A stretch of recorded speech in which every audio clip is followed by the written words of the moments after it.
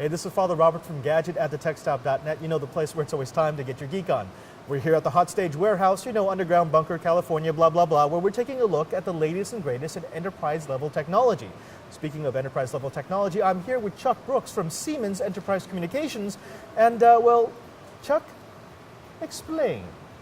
Well, what we have in front of us is our latest OpenStage line of phones.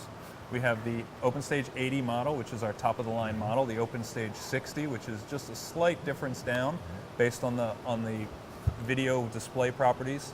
And also we have the OpenStage 40 over there, which is basically our entry-level business user phone. So good, better, best. Absolutely. Okay. Now, I've become used to having LCDs on my VoIP phones. Right. But I have to say, this is particularly cool. Not only does it swivel, but this has got to be the largest LCD I've ever seen. What are the dimensions on this? That's actually a 640 by 480 resolution. The next one down on the 60 is half of that, basically. So that's 320 by 240. Right. And then those are all both color displays. And then the OpenStage 40 is basically a monochrome display. Correct. Oh, nice. Okay. So, guide me a little bit, because I see a lot of menus, I see a lot of features.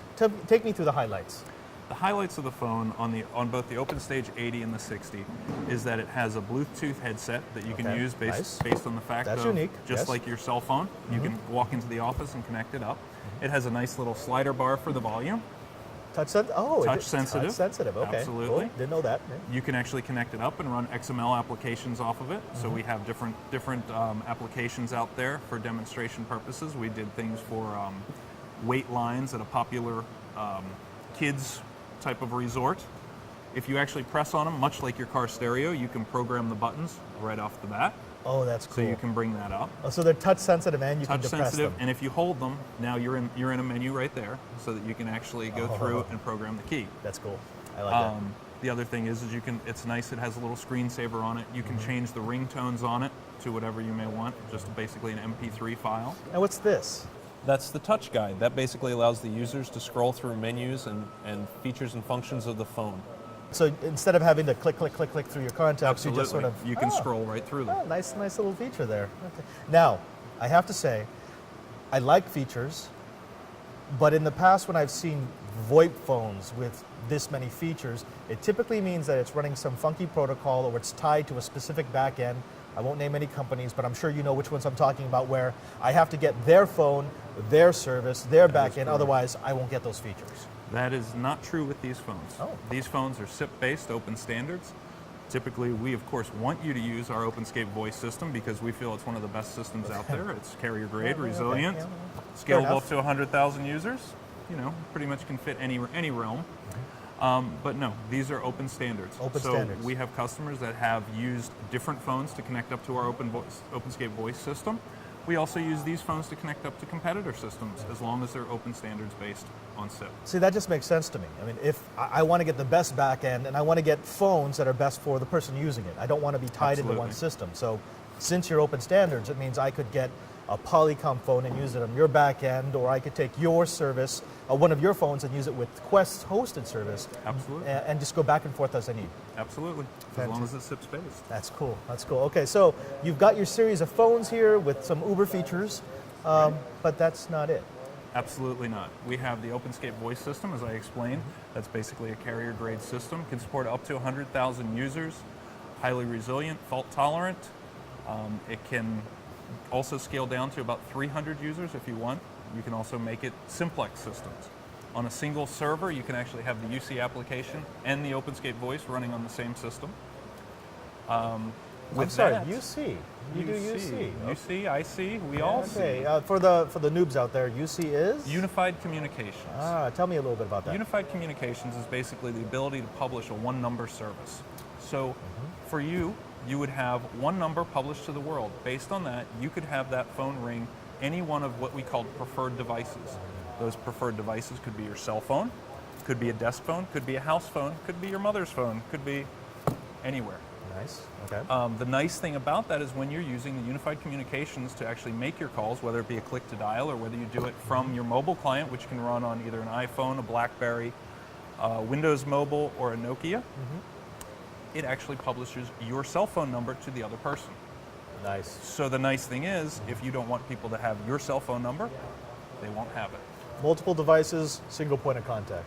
Absolutely. Okay. With that, you can also use these phones. You can have up to 5 simultaneous registrations per number. So if you had multiple offices, you could have 5 devices in different locations, all ringing at the same time, still off of one license. Okay. And that's not it. You say, wait, what else are you wanting to show me here? Well, we also have what we really feel is the future, basically proxy-based for the branch. So survivability. A lot of the times what we see is offices that have problems with their WANs that go down. Well, telecommunications, we don't want to go down. That is one of the things that must be stable. So as a result, our open branch proxy, OpenScape Open Branch, can basically host the survivability at the office. It has a media server built in. It also has functions if you have a smaller office to where you can set up NTP off of it. You can do the DHCP, DNS, highly also fault resilient. You can set up VRRP for it. Tell me how that works. So I've got an enterprise class network, but Right. I've also got branches. Something happens to my enterprise class network, and I keep my services because I go through a proxy. You go that's through a at the proxy local branch. at the branch. Oh, okay. So within that proxy, it has routing tables to establish calls locally. You also can connect it up to a gateway, whether it be SIP trunking or a regular PSTN gateway, what we call the legacy, Right. IP to PSTN. And basically you can route your local calls. It also has a media server and basic ACD. That's nice, and I'm assuming that's all automatic failover. And Absolutely. wow. Nobody wants to go right in and No, do right. that on their own. It Right. supports DNS SRV for the users out there that do know what that is. so it really sounds like you're creating a one-stop shop for telephony. Absolutely. Okay. That's what we're trying to do. But the nice thing is about all of our open standards is that if you don't like one portion of our portfolio, you can go with something else that's also open standards. Yeah. And again, that's why I'm That always gives a you big the fan. Yeah. ability for best of breed, which Exactly. forces us to be better, but also gives you the options to go with whatever you feel is better.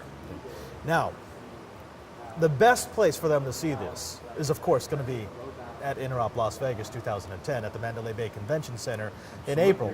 But if they wanted to find out more about it now, where should they go? They can go to the website for Siemens Enterprise Communications. It has it all out there. All the information is also on wiki pages for Siemens.